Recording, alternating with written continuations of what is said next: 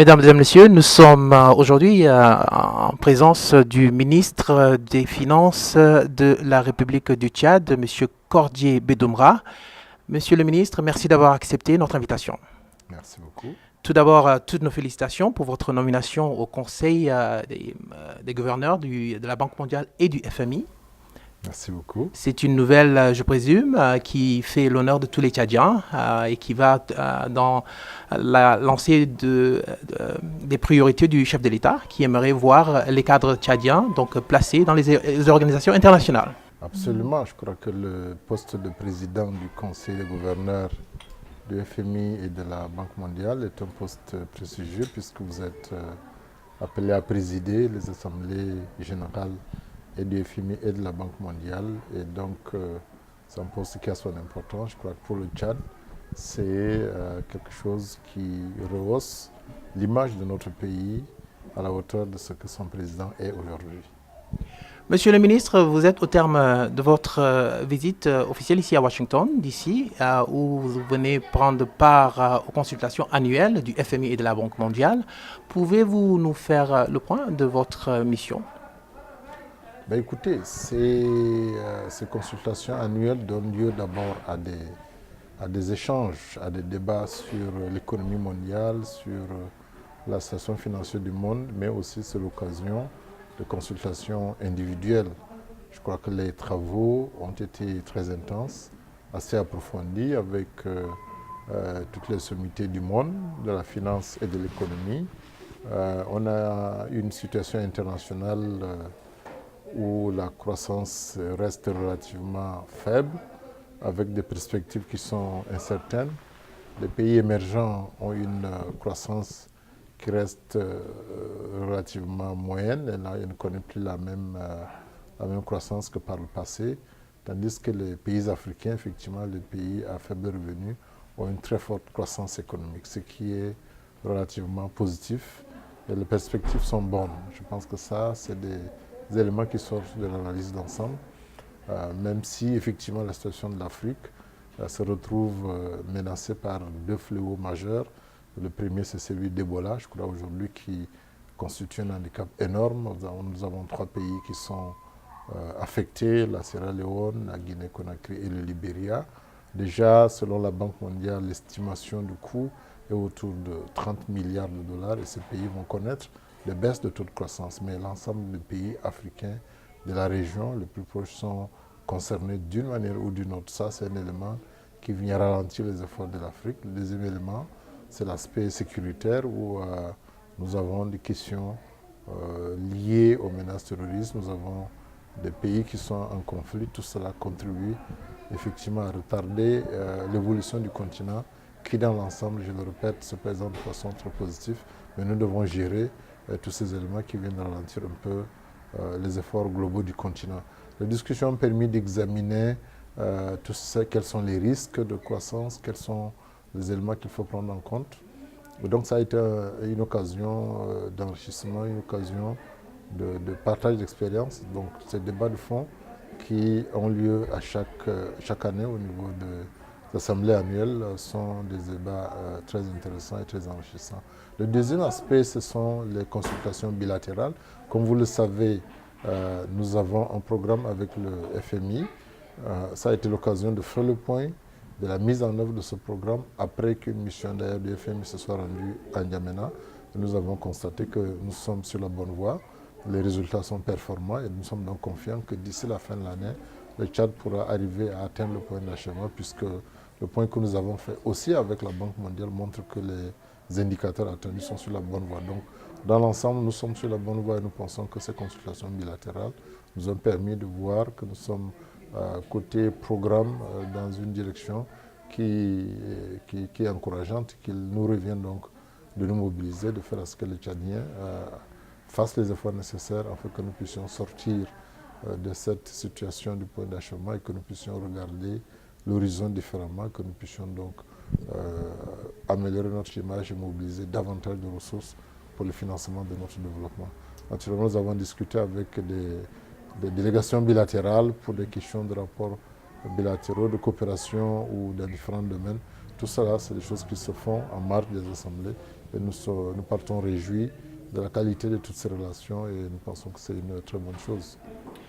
Il a été question de taux de croissance, il a été question de taux de croissance économique, démographique, donc surtout des jeunes.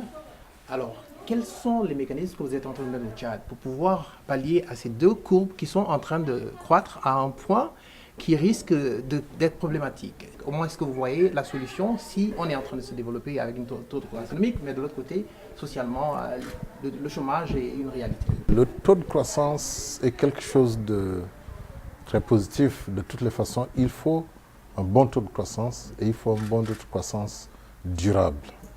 En un mot, il faut déjà créer de la richesse pour pouvoir se la partager. Donc nous devons travailler à maintenir un taux de croissance élevé sur une très longue période pour que cette richesse puisse se développer. Donc ça implique que non seulement nous continuons donc à travailler sur les facteurs qui font accroître ce taux de croissance, qu'il faut investir, il faut industrialiser le pays, il faut tout faire pour que le développement des infrastructures, tous ces éléments contribuent à accroître à permettre un taux de croissance assez élevé. Mais il va de soi qu'une croissance dont la population ne tire pas le bénéfice est une croissance à risque. Et la majorité de la population tchadienne est jeune. Donc inévitablement, cette croissance doit s'asseoir sur un certain nombre de fondamentaux, le premier duquel est la création de l'emploi.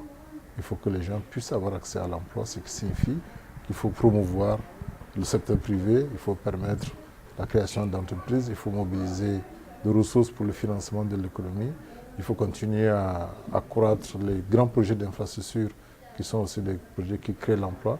Donc il faut mettre en place les mécanismes qui contribuent à l'emploi des jeunes, qui contribuent à l'emploi des femmes ou à la valorisation du moins du travail des femmes pour que tout cela contribue à améliorer la situation sociale, mais surtout à permettre le bien-être de la majorité des Tchadiens. Je le répète une fois, cette majorité, ce sont les jeunes. Et cette majorité aussi, c'est les femmes qui sont souvent écartées de tout le système. Donc ça, c'est un élément qui est important. Une croissance inclusive, pour reprendre le terme qui est dominant dans ce domaine. Tous les indicateurs semblent montrer que le Tchad a vraiment le vent en poupe aujourd'hui au niveau des institutions de Bretton Woods. Êtes-vous satisfait du niveau de discussion que vous avez eu cette semaine avec vos partenaires? Bien sûr, nous sommes satisfaits parce que je crois que le programme que nous avons convenu avec eux, nous sommes en train de tenir notre part d'engagement. Eux aussi, je pense, de leur côté, sont très positifs, très ouverts. Je crois qu'il y a une forte volonté de soutenir le Tchad pour que le Tchad puisse arriver à terme et que d'ici la fin de l'année, les performances soient satisfaisantes, que nous puissions donc avoir une situation l'année prochaine où nous sommes sortis de la situation du point d'achèvement. Donc nous avons effectivement une situation très satisfaisante. Naturellement, il y a des débats de fond sur certaines questions qui ont été discutées, qui ne concernent pas spécifiquement le Tchad, mais qui sont importantes pour le Tchad. C'est la question du surendettement, la question du niveau de la dette, la question du financement du développement. Parce que des pays qui sont à faible revenu sont souvent astreints à des ressources concessionnelles, mais les ressources concessionnelles ne sont pas suffisantes pour des gros investissements, notamment dans les infrastructures.